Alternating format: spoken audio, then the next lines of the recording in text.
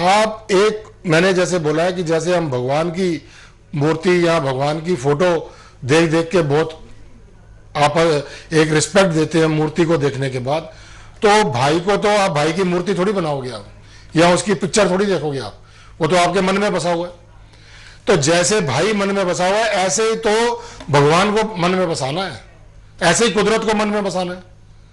अब जितना दिखावा और जितना ये आडंबर दिखा दिखा के आदमी उतना ही तो फंसता हुआ चला जाता है। इतना आप अपने भाई के बारे में इतना प्यार जताते हो जितना कि आप अपना मंदिरों में या घंटी बजा के और जो है ये सारा करते हो आप, कि भाई का रिश्ता एक इतना बड़ा रिश्ता होता है कि लक्ष्मण जी, अगर मान लो आज लक्ष्मण जी का भी मंदिर आप देखो तो लक्ष्मण जी का मंदिर आपको सिर्फ आपको वहां मिलेगा हरिद्वार में, और उनके होते हुए, राम जी के होते हुए लक्ष्मण झूला क्यों इतना पॉपुलर है?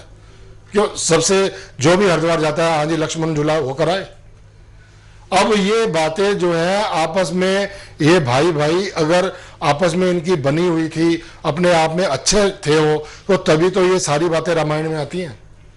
तो ऐसे ही हम परिवार में, हर परिवार में जो है ये सारे करैक्टर हैं, लेकिन इसको आप नहीं निभा पाते क्योंकि अपनी ग्रहचाल के मुताबिक, कि अपने भाई से कौन बिगाड़ करना चाहता है। लेकिन शादी के बाद होता ये है कि अगर बाहर का ग्रह, जैसे मान लो भाभी आ गई या छोटे ब्रदर की है वाइफ, उसकी शादी पहले हो गई, उसकी वाइफ आ गई, तो जब भी बाहर का ग्रह घर के अंदर एंटर होगा तो आप ये सोच लो कि उसका वातावरण पूरा बदल जाता है, घर का वातावरण पूरा बदल जाता है। इसीलिए हम बोलते हैं कि कुंडलियां जो है मैच करा के शादी क्यों करनी चाहिए, कि मैच करा के कम से कम जो भी बाहर की लक्ष्मी आए वो घर की लक्ष्मी बने, कि उसकी जो खुशबू है पूरे घर के अंदर फैल जाए।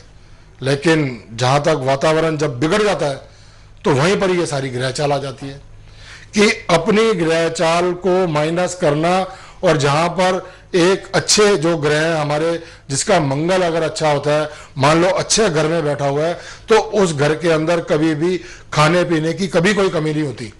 कुदरत की तरफ से उसकी रसोई जो है पूरी भरी रहती है।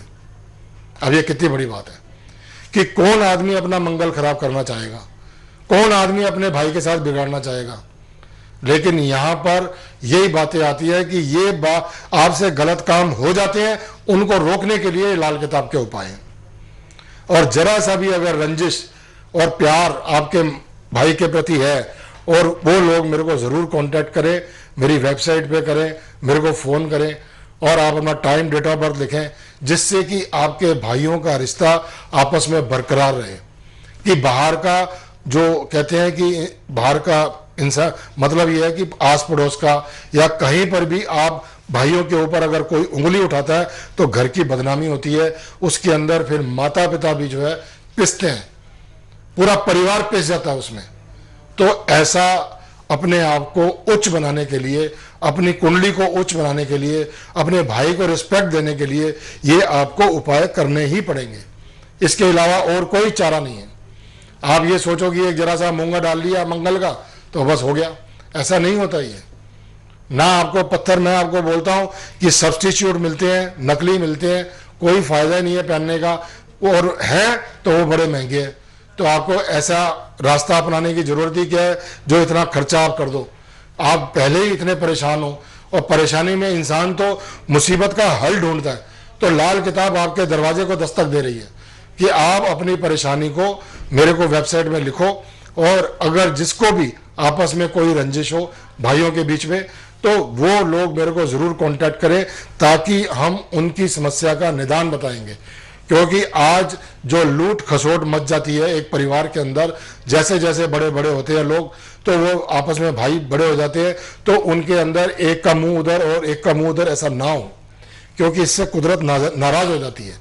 तो कुदरत को नाराज करने के लिए हमारा कोई हक नहीं है, उसको हमें अपने हक में करना होगा। तो अपने हक में करने के लिए आपको मुझे कांटेक्ट करना होगा।